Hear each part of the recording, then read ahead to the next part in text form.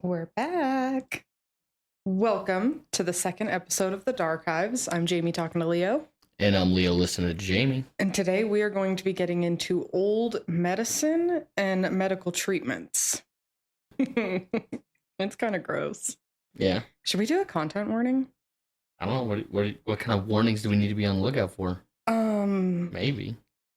A touch of animal cruelty and blowing smoke up your ass. Like, legit blowing smoke up your ass? Yeah. Okay. Yeah, those are the content warnings for today's episode. Yeah, it's gross. You ready? Yeah, let's get into it.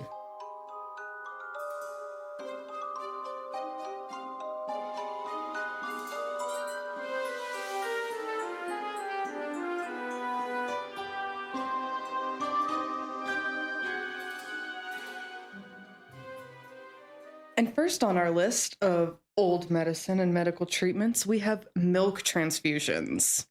Now, what do you think that entails, just from the topic there? That kind of sounds like it can't be like a blood transfusion.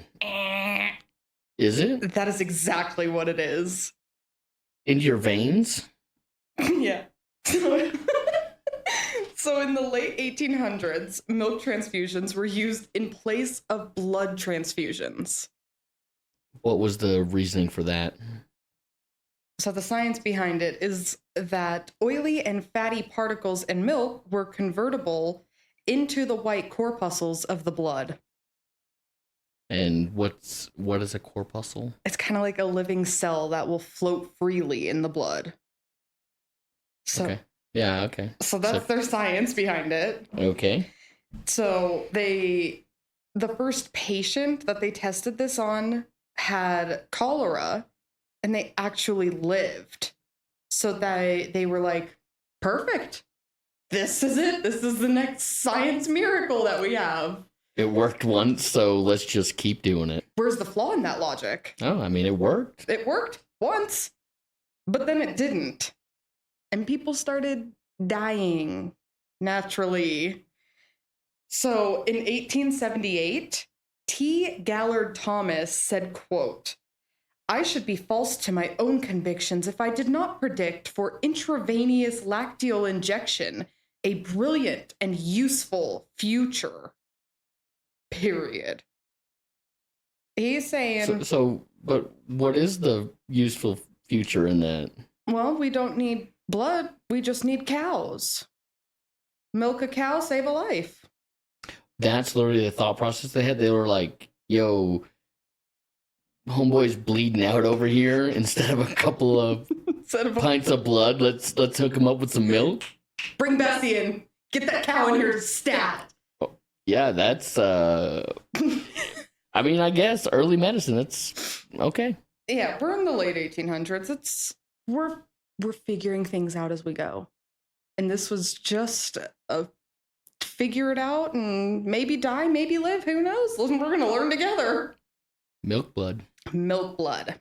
Joseph Howe, a New York doctor, thought that human milk might be the answer to stopping these deaths. Maybe it's because, it's coming from a cow.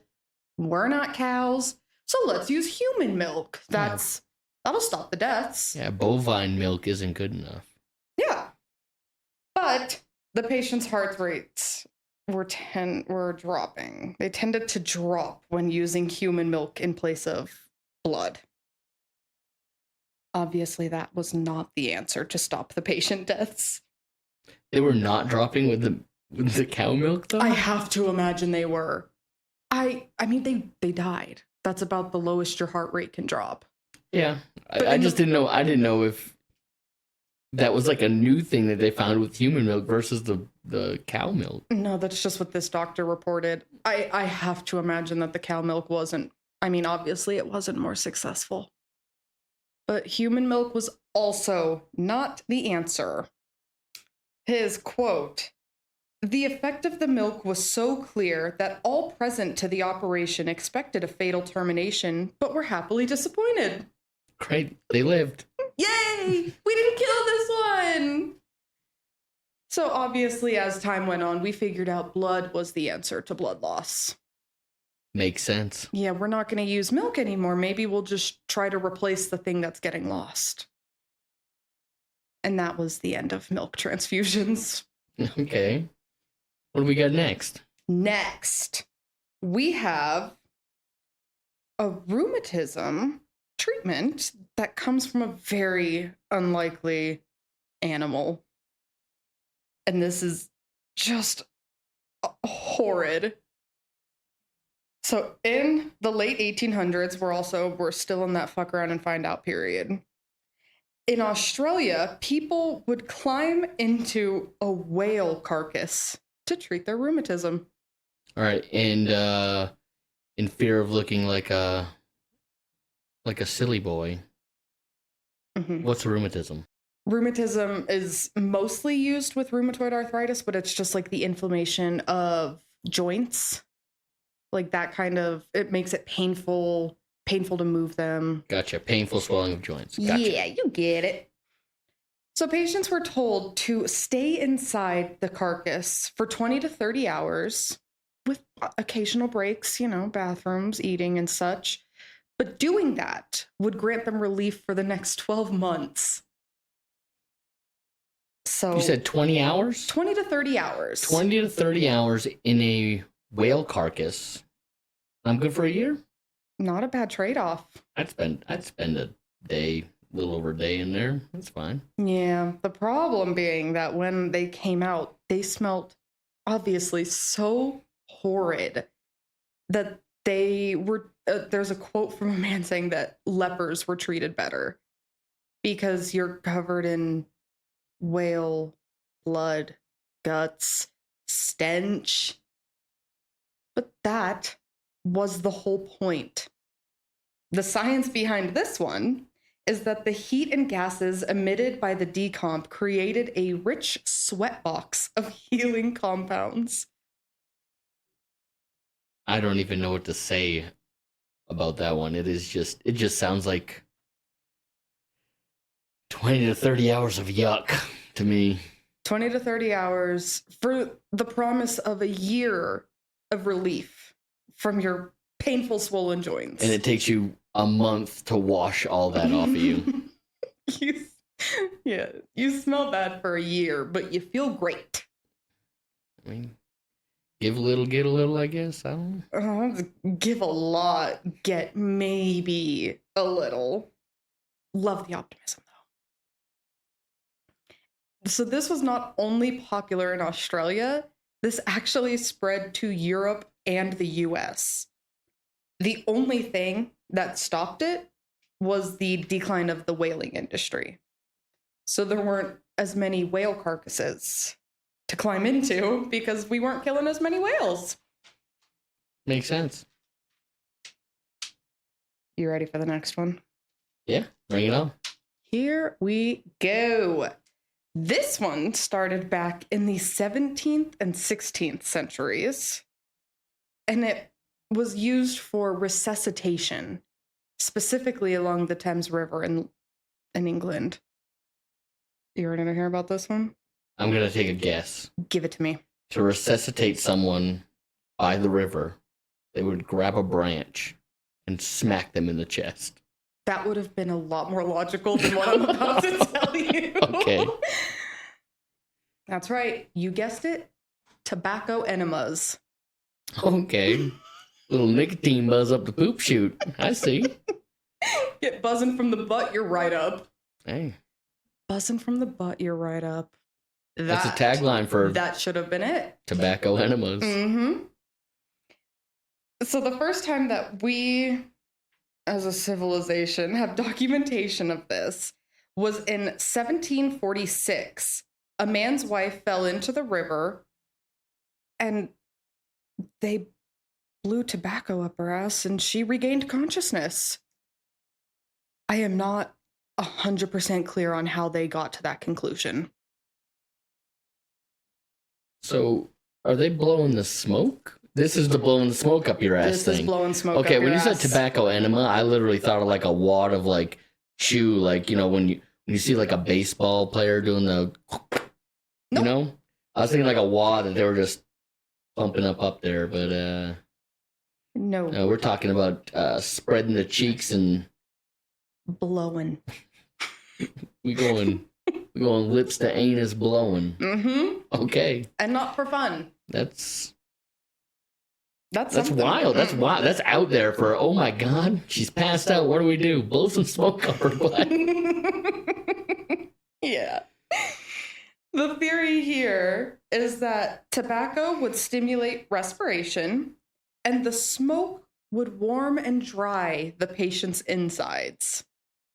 Because if you're drowning, you're obviously cold and wet inside, so smoke will clear that right up. Gotta get you dry. Gotta dry you out, inside and out. It's incredible. I just feel bad for all the people that didn't smoke. Yeah. If you go out and you don't have a smoker around you, you're in a pickle. Well, drown. Who's gonna blow smoke up your butt? Yeah. What? You don't want to smoke a cigarette around me? I wonder if that's where blowing smoke up your ass came from. There's a solid chance. I'm gonna look into that after this episode. Please do. Make a little edit at the end. Okay.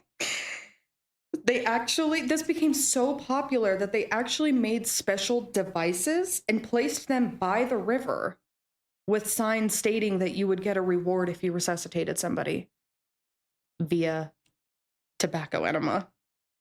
Incentive to do good things. I love to see it. You love to see it. Get a population saving lives, doing good things, getting a little buzz while they do it, and looking at beeholes.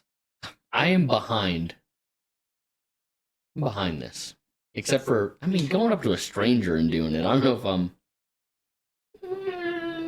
What, a pretty lady falls in the river? You don't want to immediately look at her butthole? That's where I'm a little biased there. If it's a pretty lady, I might have to blow that smoke. But if it's Big Butcher Bill...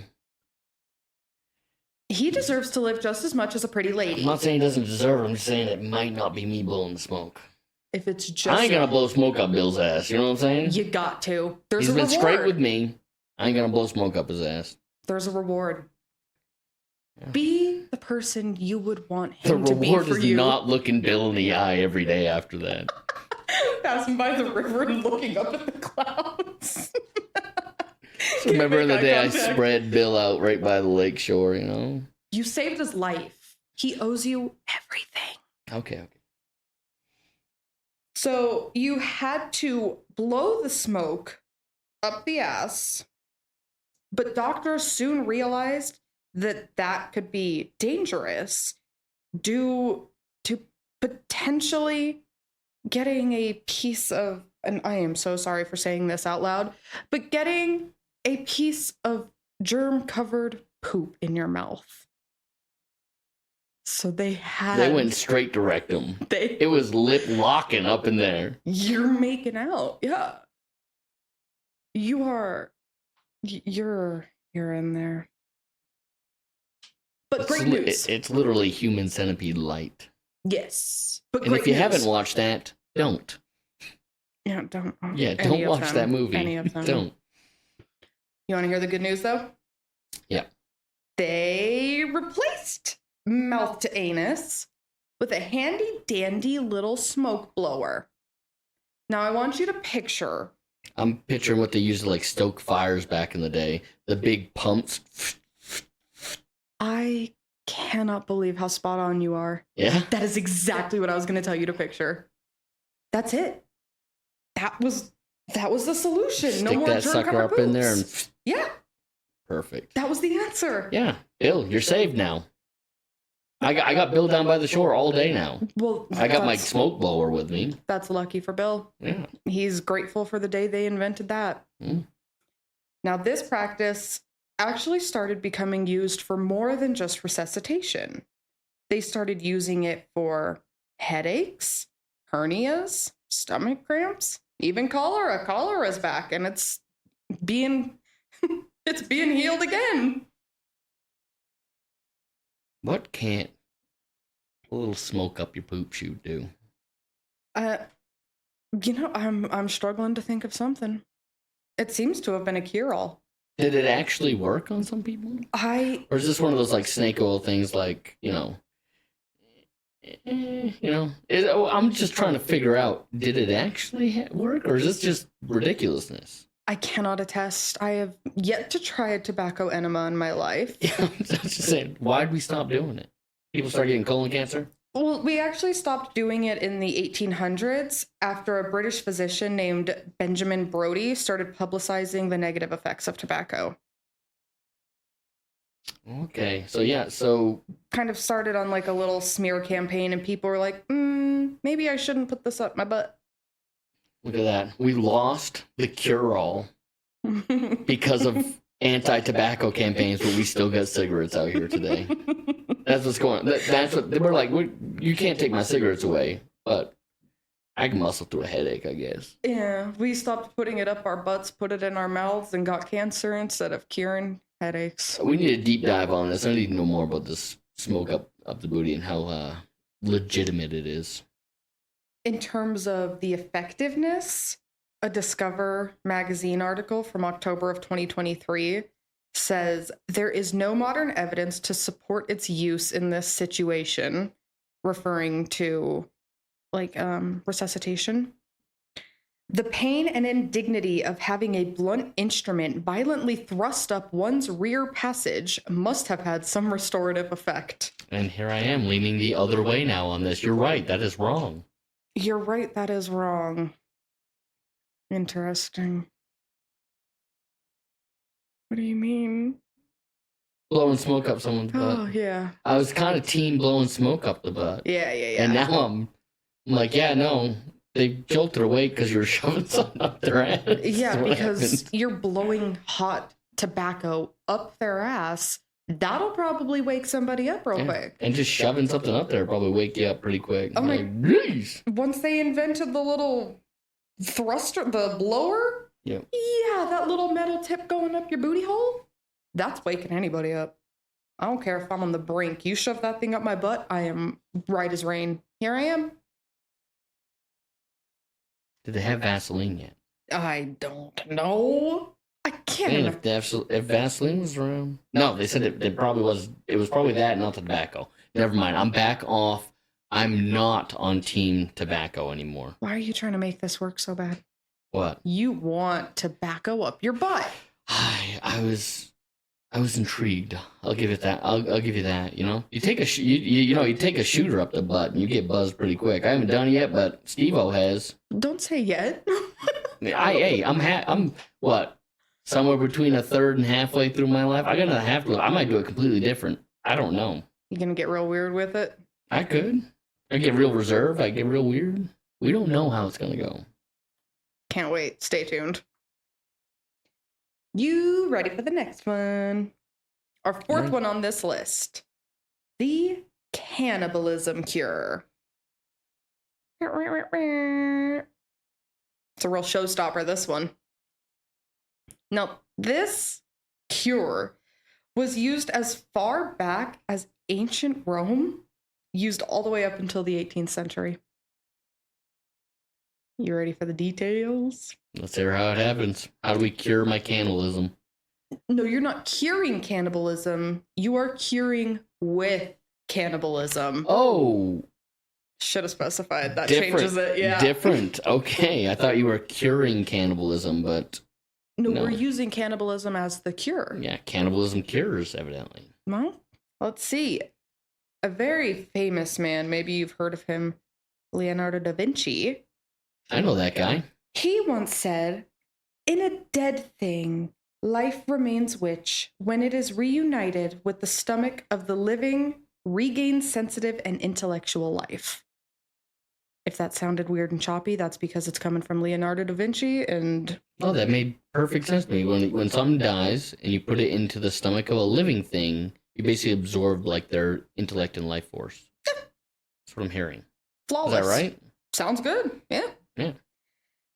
Back in Rome, ancient Rome, people would drink the blood of a slain gladiator to absorb their strength. Metal. Which is ironic because he wasn't that strong if he died. What, I'm drinking a loser's blood? Wow. You know it's okay to lose. Well, I mean, not as a gladiator, but... Yeah, it's okay. Just die. Hey, gladiators, sometimes they pin the two strongest gladiators against each other. And only one can emerge. So you could have a guy who's bested 20 other dudes. It's just, it wasn't his day. Heard. I still want to drink the blood of the winner. If I'm into ancient Roman cannibalism, I want the winner. Is that technically cannibalism? I was just gonna say, I don't think that is necessarily cannibalism. I think this is kind of an umbrella term for eating and or drinking things that come from a human. We're not going to get much grosser. I promise we're not. Okay. During the Renaissance, it was thought that the elderly could be rejuvenated by sucking from the vein of a, quote, willy.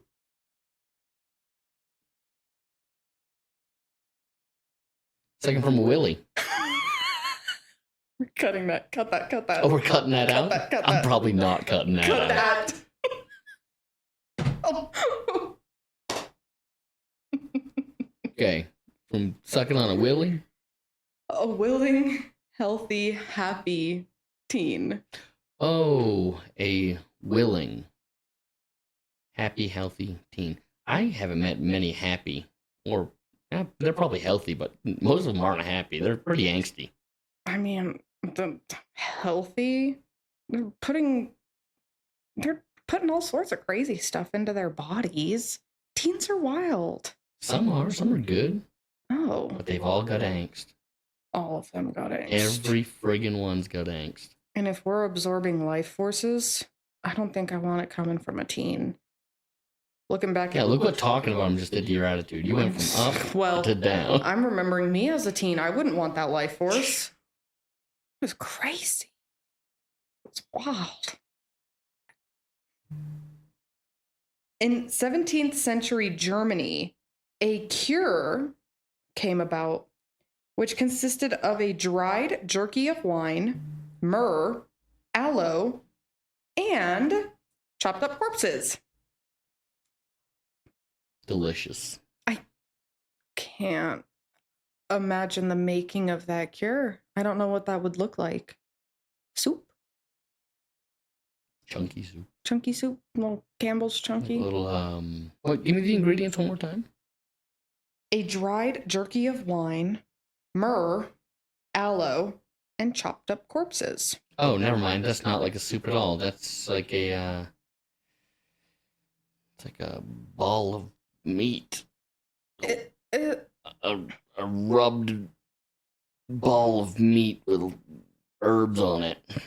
This might be the dumbest question, but is myrrh solid or is that liquid? Myrrh's like an herb, I'm pretty sure. Huh. I think. I don't know. I clearly don't know. I'm not 100% on that, but I think myrrh is an herb. Okay. Anytime I hear myrrh, I just think of that vine. You ever seen that vine? Where he's like, myrrh, murder, Judas. I have no idea what you're talking about, but it sounds fun. It's very fun. All right. The last little bit of our cures with cannibalism is using mummified remains. They were king. They were used for everything. What you would do is you would grind the mummified remains into a fine powder and turn it into a potion. The potion would then be used for painkiller, cough suppressant, blood thinner, you name it. Sounds like some real Dungeons and Dragons type stuff. I'm kind of with that. Oh, okay. It's mummies. It's people. Mummies aren't people. They were people. They're not people. Now they're mummies. Moving past that. Basically jerky. Ew. Moving past that.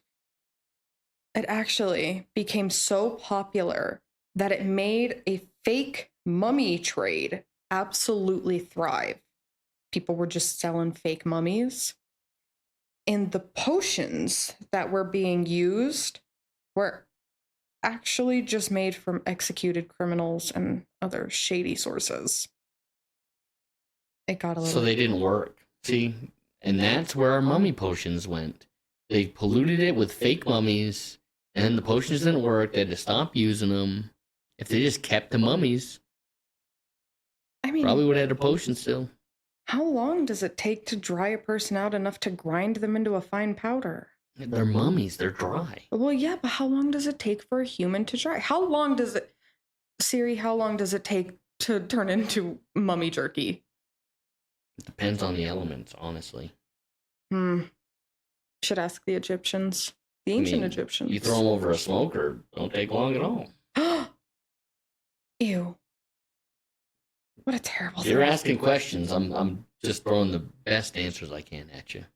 I respect that, but I'm also going to respectfully move on to our last. In the tundra, guess what? It takes a long, long time. Yeah. Long time. We're covered in ice, snow, all that jazz. Popsicle. You're preserved. Boom. You're like Everest. Desert, probably dry out pretty good.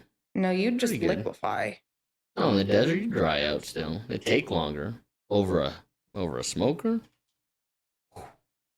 you would dry out. Well, if they ever invent the time machine, I know what I'm sending you back with.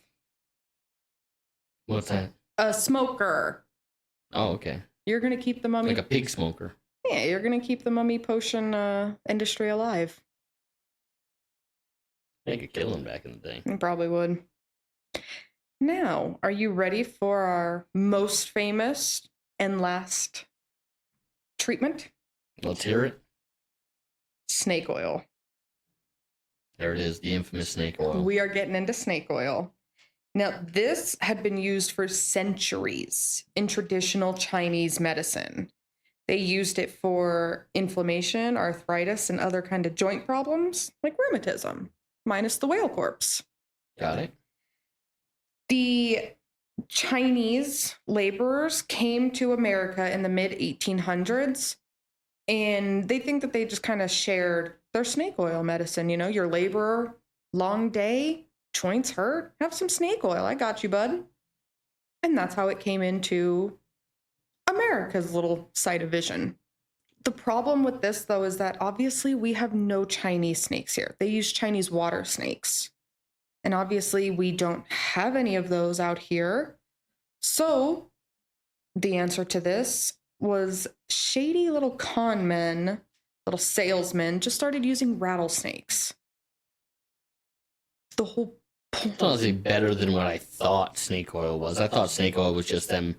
I thought that expression, like I understand it comes from that, but I thought that was like just doing like tonics that did nothing, like soda water with a little flavor in it. And that's, you're selling snake oil.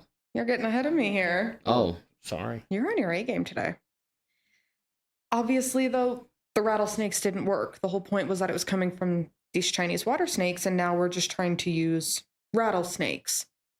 Doesn't give the same effect. Probably does, though. It doesn't, though. Chinese water snake versus...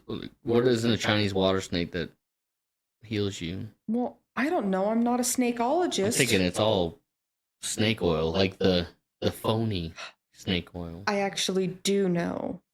I lied to you. I do know. Let me continue. In 1893, a man named Clark Stanley went to the Chicago World's Fair and actually cut a live snake open during a presentation. But it created drama. It created pizzazz. It created allure, which is what he wanted. He wanted the drama. He wanted the hype. Buy my stuff. You all know me. I'm the man who cut open a live snake. I'm the guy who shows you what I'm putting in my potions. So buy my stuff. The problem was that other salesmen, con artists, they saw this and they were like, oh, I can get in on that. And they started doing performances as well, where they would just end up paying an audience member to be magically healed by their snake oil. Right? This person can't move their hand, can't make a fist, hurts so bad. Drink my special potion of snake oil. Oh my god, my hand works. Look at that, Jethro. He fixed my good gold pen in hand. Stuff like that? Okay. Spot on. In 1917, however, an assessment of Stanley's snake oil revealed no snake. Just things like red pepper, fatty oils, and turpentine. A little turpentine's good for you. That'll heal you right up. Fix all of that joint pain. Put you on the ground. Well, you're not in pain anymore, are you? No. What are you complaining for? This is actually the only one that has any modern day science to back it. It is believed that real snake oil may actually be able to help with anti-inflammation and be used as a blood thinner due to the high level of the omega-3 fatty acids that are found in them. I think that was anti-inflammatory. What did I say? You just said anti-inflammation. Which is the same thing. I'm doing my best, but no, you're doing good. Anti-inflammatory. I did mean that. And that is my horror story of the medicines and treatments that people really did and really thought would work. It was very fuck around and find out there for a while. But some of them went on for so long. Different forms of cannibalism. Like we said, I don't know if blood drinking necessarily counts, but it got grouped in with that. Yeah, definitely some interesting choices. But yeah, that was fun. That was fun. A few little stories of crazy things. Definitely the smoke. Yeah. The smoke one. It really might have changed me hearing that story. Yeah. Changed my life. A little bit less dark than last week, but I figured after doing all that research on Penhurst, I could use a little, hate to use this phrase, but palate cleanser. Still dark, still gross, but just a little bit less. Still weird stuff. Yeah, still a little weird, but a little bit less depressing.